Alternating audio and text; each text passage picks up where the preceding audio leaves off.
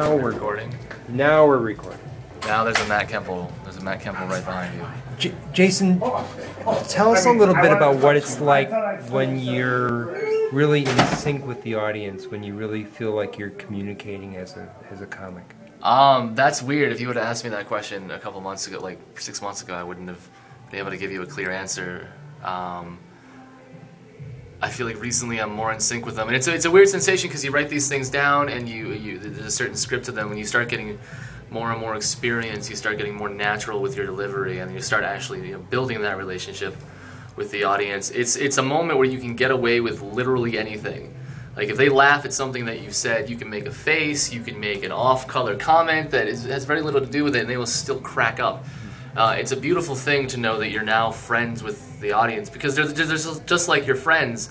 Because everyone gets into comedy because their friends think they're funny, you know? And then they find a way to communicate with strangers, and then you make those strangers your friends. Then you've got something really good, because they're only going to be your friends for like half an hour, but it's a beautiful relationship. Is there a way that you've figured out how to make that connection? Yeah, be good. Being able to like stop doing the jokes in a scripted manner. Stop doing it like staccato, like boom, boom, boom, boom. Instead, like relate, have a conversation, treat them like they're your friends. You're just having a conversation with them, and so as you they feel good about what you have to say right off the bat. They'll listen to any horrific thing you have to say because they trust you.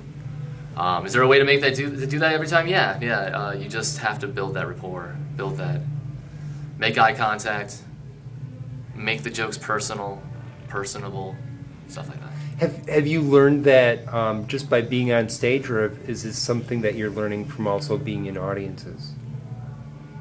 Well, actually, that's an opinion I thought of what a good comedian had before I was a comedian. So as an objective audience member, as a fan of it, beforehand, I thought that's what makes a good comic.